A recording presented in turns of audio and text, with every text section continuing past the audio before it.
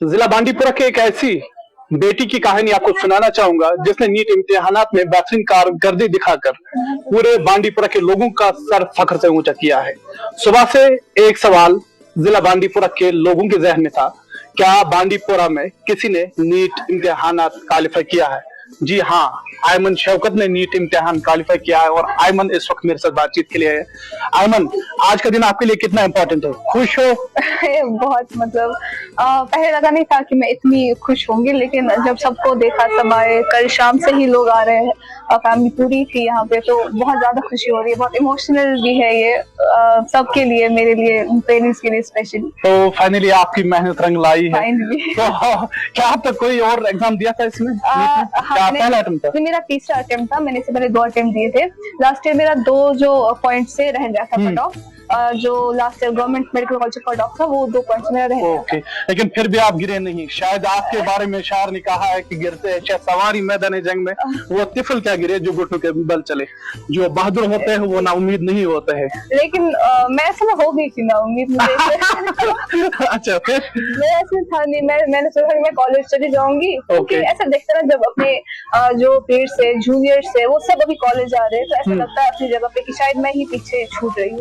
लेकिन मेरे जो पेरेंट्स है बहुत सपोर्टिव है और उनको मुझसे ज्यादा भरोसा है। तो फिर उन्होंने बहुत सपोर्ट किया। उन्होंने बोला कि नहीं, आपसे तो होगा। फिर अल्लाह ताला का लेकिन आप जिले से ताल्लुक बंडपुर इलमिक नाव से बड़ा मशहूर बंडपुर। तो लेकिन बदकिस्मती कि हुरियो पे नीट बच्चे कर कॉम्पिटिटिव एग्जाम क्वालिफाई कहें। तो वुनस वुचान खास लड़की बड़ एग्जाम क्वालिफाई कर, तो फखर चे पान महसूस गसान?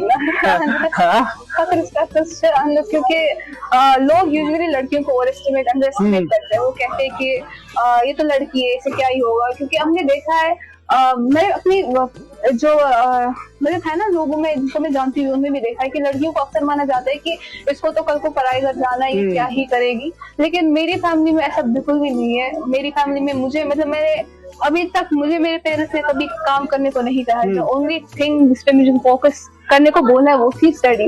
तो वो एक है, पेरेंट्स का सपोर्ट होना चाहिए। बाकी तो फिर है ही, हम लोग देख रहे हैं हर एक फील्ड में लड़कियां अपना नाम बना रही है। तो ये मुझे बता दीजिए, तो लेकिन सच ही कहना, आज हर जगह ट्यूशन सेंटर्स हमें नजर आ रहे हैं। ऐसे एग्जाम क्वालिफाई करने के लिए ट्यूशन सेंटर जरूरी है या सेल्फ स्टडी करके भी इंसान ये एग्जाम क्वालिफाई कर सकता है? मेरा इसमें थोड़ा कंट्रोवर्शियल ओपिनियन है। क्योंकि सब लोग कहते हैं कि नहीं, कोचिंग जो है ऑफलाइन कोचिंग जरूरी है। मुझे भी बहुत लोगों ने कहा था, मेरे फैमिली में भी मुझे बहुत लोगों ने कहा था कि आप जाओ कोचिंग करो, ऑफलाइन पढ़ो। लेकिन मेरा खुद का कभी ये था नहीं कि ऑफलाइन मैं पढ़ूं या तो मैंने ऑनलाइन पढ़ा, खुद से यूट्यूब से पढ़ा। यूट्यूब पे बहुत सारे क्वालिफाइड टीचर्स है जो कि बहुत मतलब इंडिया के डिफरेंट पार्ट से अभी पढ़ा रहे हैं यूट्यूब पे। तो मैंने उनसे हेल्प ली, मैंने सेल्फ स्टडी करी, बुक्स को पढ़ा, तो उससे हुआ। तो ऐसा नहीं है कि कोचिंग जरूरी है, क्योंकि अभी हम देख रहे हैं इसको एकदम तो माफिया बनाया है। इसको माफिया बनाया है हर जगह।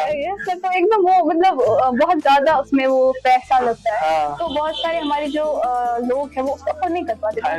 इसीलिए जो लीडर ऑफ अपोजिशन है राहुल गांधी, उन्होंने एक दफा अपनी स्पीच में कहा था, नीट एग्जाम अब कमर्शियल एग्जाम बन चुका है। जिन वालिदैन के पास पैसा है उनके बच्चे डॉक्टर बन सकते हैं। जी, ये बिल्कुल अभी हो गया है। और इतना हो गया है कि लोग जमीनें बेच रहे हैं, लोग अपना जो ज्वेलरी है वो बेच रहे हैं ताकि अपने बच्चों को पढ़ा सके। लेकिन ऐसा नहीं है, जरूरी नहीं है कि अभी हमारे पास मोबाइल फोन होते हैं, हमारे हाथ में सब कुछ है तो पढ़ सकते हैं। सेल्फ स्टडी भी बिल्कुल हो सकता है। कोचिंग मैं ऐसा नहीं कहूंगी कि टोटली जरूरी नहीं है, उसकी सपोर्ट होना चाहिए।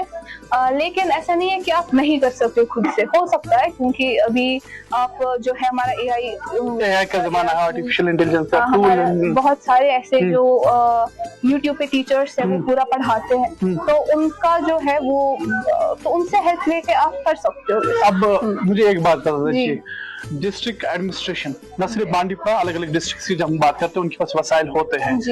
तो हर एक माँ बाप का सपना होता है कि उसका बच्चा डॉक्टर बने। तो क्या इस सब में क्या कर सकते हैं डिस्ट्रिक्ट एडमिनिस्ट्रेशन? मुझे लगता है पहले तो जो हमारे गवर्नमेंट स्कूल है 11th to 12th, मैंने खुद गवर्नमेंट स्कूल में पढ़ा है 11th to 12th। अगर क्योंकि जो ये नीट का जो सिलेबस है ये वही 11th-12th का सिलेबस है, और मुझे लगता है कि अगर जो हमारे टीचर्स होते बहुत क्वालिफाइड होते, हाईली क्वालिफाइड होते, मुझे लगता है कि उनको जो बोर्ड लेवल से थोड़ा हटके पढ़ाना चाहिए ताकि बच्चे आगे प्रिपेयर हो सके अपने कंपटीशन के। क्योंकि जब हम देखते हैं, जब हम लोग का अपेयरिंग के बाद अगर जो हम ड्रॉप ईयर लेते हैं तो इसमें ऐसी चीजें हम देखते हैं जो हम लोगों ने पहले कभी देखी नहीं होती। तो अगर हमारे टीचर्स थोड़ा सा ज्यादा अपना कुछ बच्चों की टुवर्ड्स वो उनको पढ़ा सके तो आई थिंक वो अच्छा रहेगा। प्लस इसके अलावा मुझे लगता है कि डिस्ट्रिक्ट एडमिनिस्ट्रेशन को क्लासेस लेनी चाहिए जो अंडर प्रिविलेज बच्चे हैं उनके लिए, क्योंकि सब लोग पैसा अफोर्ड नहीं कर पाते क्योंकि पैसा है ही नहीं मोस्ट के पास। तो अब हर एक इंसान का सपना होता है। इससे पहले आपका सपना था कि मुझे नीट क्वालिफाई करना है, कई सालों से आप मेहनत कर रही थी, अब नीट भी क्वालिफाई हो गया, अब आने वाले वक्त में आप एमबीबीएस करोगे, उसके बाद पीजी करोगे, तो किसी खास शोबे में आप चली जाओ किसी अलग डिपार्टमेंट में, तो उसके बाद क्या बांडीपुरा में रहना है, बांडीपुरा के लोगों की खिदमत करना है? वैसे प्लान तो वही है ओरिजिनली, तो अभी देखते हैं फिर क्या ही बता सकते हैं। ओके, अब जो आपके डिस्ट्रिक्ट में दूसरे तलबा है जो नीट की प्रिपरेशन कर रहे हैं, जरूरी नहीं है कि नीट, दूसरे भी कई कम्पिटिटिव एग्जाम्स है, जो बच्चे किसी कम्पिटिटिव एग्जाम के लिए पढ़ रहे हैं, उनके लिए क्या कहना चाहते हैं, कैसे वो खुद को मोटिवेट रख सकते हैं? मोटिवेट रखना बहुत डिफिकल्ट चीज हो गई है, स्पेशली आजकल के दौर में जहाँ पे हर एक मतलब कंपैरिजन का जो चल रहा होता है। पहले तो मैं पेरेंट्स से गुजारिश करना चाहूंगी कि कंपेयर मत करो अपने बच्चों को किसी से भी। कंपैरिजन इज नॉट मोटिवेशन, तो उससे बच्चा बहुत ज्यादा मेंटली जो है डिस्टर्ब हो जाता है। दूसरा, बच्चों को ये है कि अपना थोड़ा लेवल अप करे, क्योंकि एग्जाम का लेवल अप हो रहा है, हमें चेंजिंग टाइम्स के साथ खुद को भी चेंज करना है, जो तरीके उनको चेंज करना है। तीसरा ये कि अपने आप पे भरोसा रखो, अगर पता है कि अगर if you think you are capable then हो जाएगा। फिर दूसरों की बातें मत सुनो, कौन क्या कह रहा है, it doesn't matter, but matters is what your heart says, that's all. चलो, थैंक यू, वक्त देने के लिए शुक्रिया, वक्त देने के लिए।